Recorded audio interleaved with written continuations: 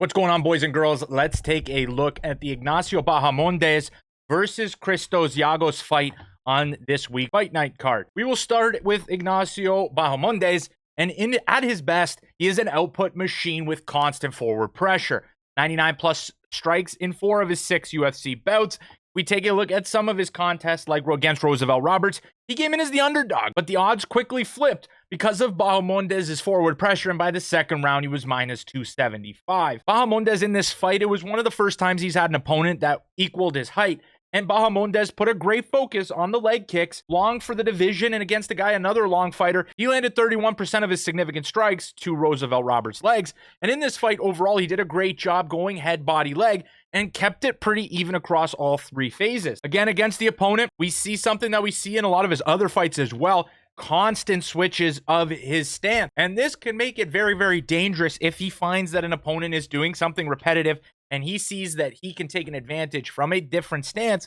He is easily able to transition to that stance and land at will. He has great leg kicks. He has spinning body kicks. His bag is so deep when it comes to his striking, but overall, it is all about the output, forward pressure, get his opponent against the fence, and try to land the bigger shots going in while not getting hit and moving himself back out, but never allowing his opponent to get the center of the cage. He did this throughout the fight against Roosevelt Roberts, and in the 3rd round, we see some beautiful tendencies. And in this fight, we saw the fight IQ as well, with Bahamondes starting to focus to the body. The accumulation of the constant pressure and stance switches was starting to frustrate Roosevelt Roberts, and then going to his body, he landed 50% in this round to the body and overall 29% to the body for the fight. So you could see the focus in this round, and with nothing to lose in the final 10 seconds, after 4 or 5 spinning body kicks, he took the spinning kick to the head, went upstairs, and landed one of the best knockouts of that year, and one of the best knockouts of all time, in my opinion. In his most recent fight, he actually fell victim to Ludwig Klein.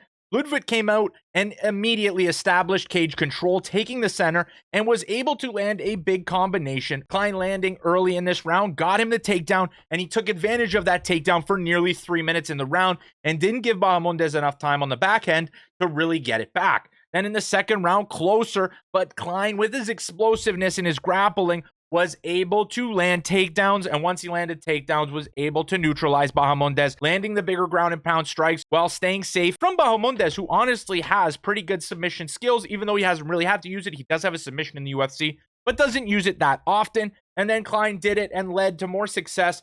He landed 6 takedowns to Roberts, who went 0 for 12 in that fight, and it was mainly because Klein, when he got into the hips, Bahamondes does leave his hips accessible for a guy shooting a takedown because of his forward pressure, but Klein was able to, once he got back to the fence, power through his takedown attempts, lift Bahamondes off the ground, and get into dominant control positions. But when it came to the stand-up, Bahamondes again showcasing that in this division, with his height, his reach, his length, and the depth of his bag and striking, he is one of the best strikers in the division. Then we go to Christos Giagos. This is his 2nd UFC tenure. Giagos has the experience edge very clearly in this fight.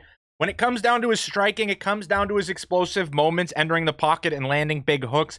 He's not the most technical striker. He's not going to be a more technical striker than Bahamondes, with Bahamondes' length and reach playing a factor in that. But still, I'm seeing a big wave of bettors backing the Giagos side at the line. Again, the line is pretty wide again here, plus 269 on the Giagos side if you're looking for a good book. But then again, I think that Bahamondes has proven enough that he has a solid chin. And again, Giagos' takedowns sometimes look a little bit sloppy, even though I think his takedown style is more on the side of Ludwig Klein, who was able to actually have success with the takedowns against Bahamondes, then Roosevelt Roberts, who was kind of going for trips, pushing him up against the fence, not really exploding into the hips. So Giagos could be able to land a takedown, and his jiu-jitsu is very, very solid. He's landed submissions in the UFC. He trains with good competitors, but in my opinion, I think the fight, again, it's much like my video on the ladies earlier in the card. I think the line favors, again, Bahamondes, but the value is probably on the Giagos side. I wouldn't tell you to bet this one, though, in my opinion.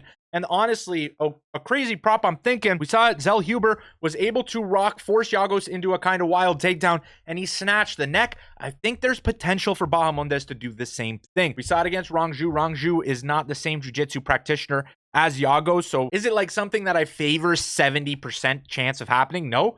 But if it's something that the odds may reflect 8 to 1, 12 to 1, something around that nature, even 4, 5, 6, 7 to 1, that's something that I will look into. Keep an eye on my Twitter, because again, when I get the odds after these breakdowns, I'm able to actually leave my plays for you guys when we get a little more in depth with the line movements. But for me, I think that the Bahamondes submission side is there. And I also think that this fight doesn't really have potential to go to a final bell, in my opinion. I think that by this third round, we're going to see somebody start to take over, probably on the Bahamondes side, if Giagos isn't able to hurt him, jumping into the clinch with his explosive combinations entering. Bahamondes, susceptible to being hit. We've seen it in his past fight, but never been knocked down in his UFC career. He's eaten big shots. He's fought through it. And I think Giagos' best chance is that big shot. If he's going to take him down and control him, that would surprise me a little bit. Bahamondes, even though he was taken down and controlled by Klein, it was tough for me to watch. Bahamondes did show skills on the ground, in my opinion. He threw up submissions.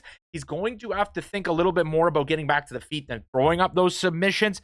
But Giagos' control isn't as exceptional, in my opinion, as we haven't seen many exceptional control performances from Giagos.